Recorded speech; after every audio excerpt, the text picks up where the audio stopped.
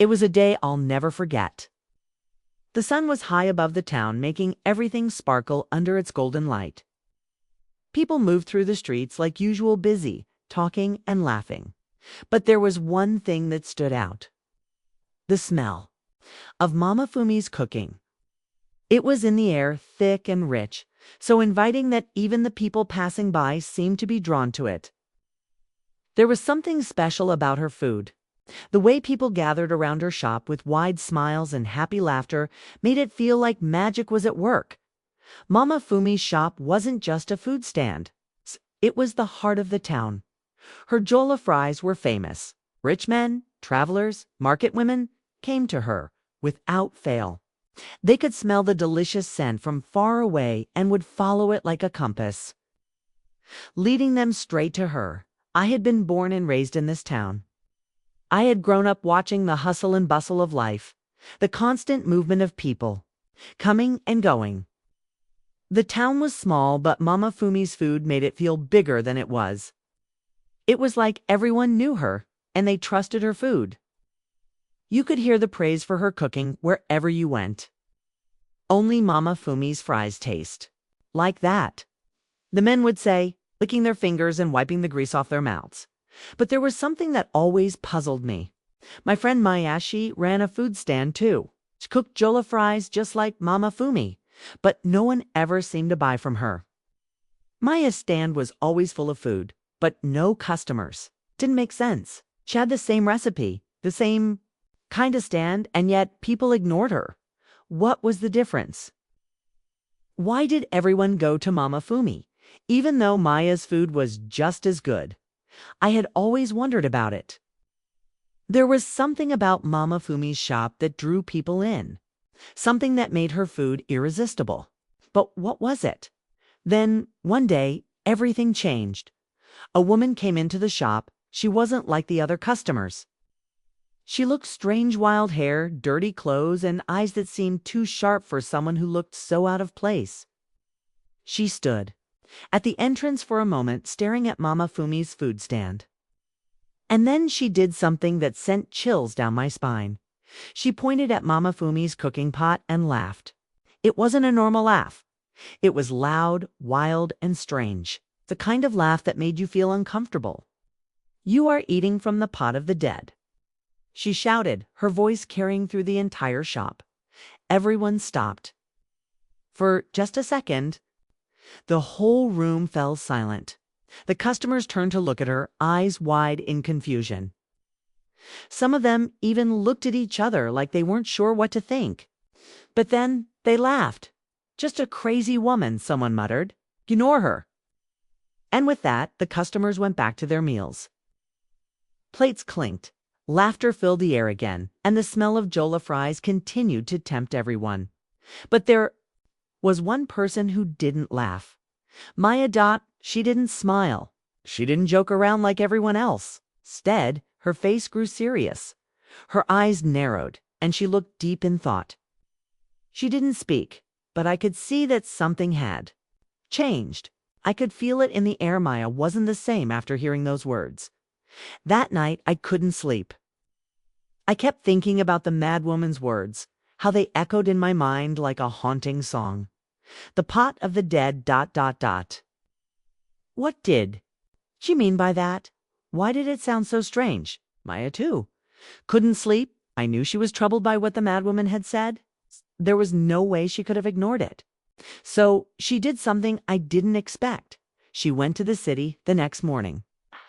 As the town slowly woke up, Maya was already on her way to find answers.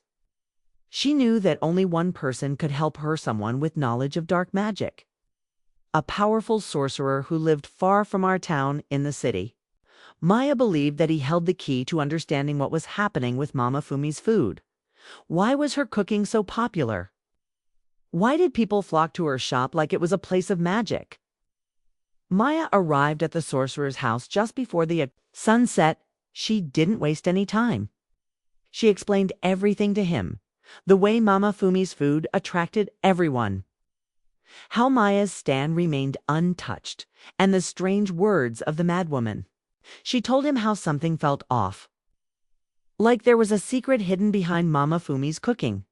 The sorcerer listened carefully, his face still as stone. He didn't say anything for a long time. He just stared at Maya, his eyes piercing into her. When he finally spoke, his voice was deep and serious. "You are right to be worried," he said. "There is something dark here. This is no ordinary food. Mama Fumi is using magic to make her food irresistible. It is not just the taste that draws people in, it's something much worse." Maya felt a chill run down her spine. She had suspected it, but hearing it from the sorcerer made it real. The sorcerer stood up and walked over to a small table where he picked up a bottle of powder. He handed it to Maya with a stern look in his eyes. "Take this powder," he said. "Sprinkle it where Mama Fumi cooks her food. Watch closely, but be careful. No one must see you." Maya nodded, her heart pounding in her chest. She didn't ask any more questions. She knew what she had to do as she left the sorcerer's house. She felt both scared and determined. She was going to uncover the secret behind Mama Fumi's food. She was going to find out what made her cooking so magical, and why everyone seemed to be under her spell. Maya couldn't shake the feeling that whatever she was about to discover would change everything. The next morning, Maya was ready. She had the powder from the sorcerer, and she knew exactly what she had to do. She didn't tell anyone where she was going. No one would understand, not her family, not the other shop owners. The secret behind Mama Fumi's food was too dark for anyone to know. Maya knew the town by heart. She had lived here her whole life. The streets, the shops, the people, they all felt familiar. But today, everything felt different. It was like the air was thick with tension, and Maya could feel the weight of what she was about to do. She walked down the familiar road that led to Mama Fumi's shop. The usual buzz of the town filled the air, with children running past and vendors shouting their prices. But Maya didn't notice any of it. Her mind was focused on one thing: Mama Fumi's shop. When she arrived, the usual scene greeted her. The shop was already full. People were laughing, eating, and talking loudly, enjoying their meals. The smell of jola fries was in the air, thick and rich, making Maya's stomach growl. She hadn't eaten breakfast. The food always made her hungry, even though she knew it was dangerous now. Maya pushed the door open, and the small bell above it rang. It was a sound she had heard 1,000 times, but today it felt strange, almost like a warning. Mama Fumi looked up from the stove, smiling as she always did. "Maya, my dear, welcome," she said, her voice warm and friendly. "How are you today?" "I'm good, Mama Fumi," Maya replied, trying to keep her voice calm. She couldn't let Mama Fumi suspect anything. Just came to say hello. Mama Fumi nodded and smiled, turning back to her cooking. The pot on the stove was bubbling, the delicious smell of the jola fries filling the room. Maya stood there for a moment, watching Mama Fumi work. She seemed so normal, so kind. But Maya knew the truth now. She knew that behind that smile, something dark and dangerous was hidden. Maya took a deep breath and walked to the back of the shop, near the large cooking pot where Mama Fumi prepared her famous jola fries. The crowd was too busy eating and talking to notice her. She had the small bottle of powder clutched tightly in her hand. The sorcerer had told her to be careful. No one must see what she was about to do. Maya opened the bottle slowly and shook a small amount of powder onto the ground, right next to the cooking pot. She stepped back and waited. Her heart was beating fast. She wasn't sure what would happen next, but she had to see it through. At first, nothing happened. The customers continued to eat, laughing and talking as if nothing were wrong. Maya's hands shook slightly, but she stayed still, watching the pot closely. Then it started. The pot began to tremble. At first it was a small shake, like someone had bumped into it. But then it grew stronger. The shaking became more violent. The customers stopped talking. They looked around, their eyes wide with confusion. Some people stood up, staring at the pot unsure of what was happening. A strange, low hissing sound filled the air. It was soft at first, like the wind through a crack in the window, but it quickly grew louder, filling the room. The customers started to look worried. Some of them took a few steps back. But no one moved. Maya's eyes were locked on the pot. She could feel her heart beating faster. She had a bad feeling, but she couldn't look away. The pot was shaking so violently now that it looked like it might explode. Suddenly, the lid flew off. It flew so high that it hit the ceiling, and then, with a loud crash, it fell to the floor. Out came the snake. It was massive, stark, shining. Scales glimmered in the light. It twisted and turned, slithering out of the pot like it had been waiting to be set free. The room erupted into chaos. People screamed. They ran for the door. Chairs were knocked over and plates of food crashed to the ground. It was like a scene from a nightmare. The snake moved so quickly, its body twisting and coiling, that it was impossible to tell where it was going. I had never seen anything like it before.